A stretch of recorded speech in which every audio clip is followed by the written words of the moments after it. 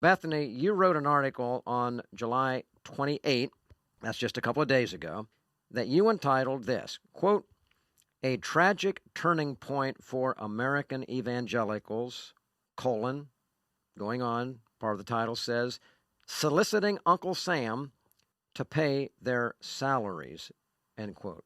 And I want to cover two major points in this last segment with you. First, I want to know the facts about the reality of churches who took money, how much, and maybe who in a general sense. Get as specific as you want.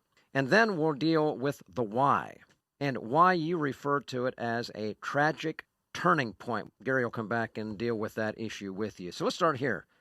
How much, and how, and perhaps who, in a general sense, however you want to go on that question. Sure. So the SBA published, by law, you're required to publish recipients of federal money and loans. So they published the recipients they had given money to. There were about 4.9 million. The first batch of recipients was published online. We expect there will be more. Of this first group that were published, 10,682 are religious organizations that identify themselves as nonprofit or religious, and they received between $3.5 and $7 billion. The way that the SBA broke up the money was in groupings. They did not specify exact amounts of loans. So somebody could have received between 2 and 5 million, 1 and 2 million, 350,000 and 1 million, 150,000 and 350,000. There were different groupings. So when you go through this massive list, you can scroll through and see who the major recipients were and how much they received. And overwhelmingly across the board, the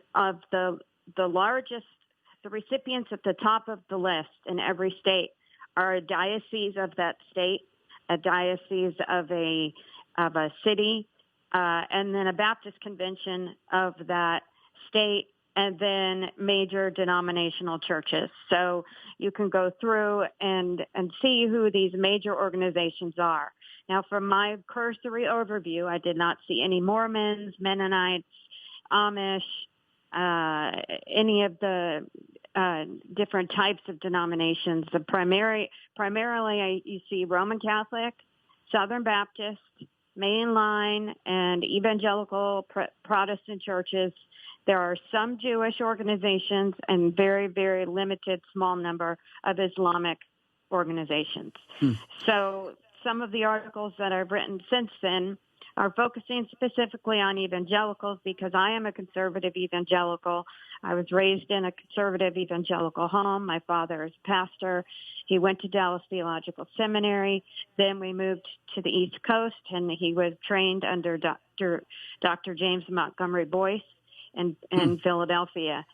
So to have had such a rich teaching for myself, to see the names of the churches on this list or Christian organizations was really heartbreaking.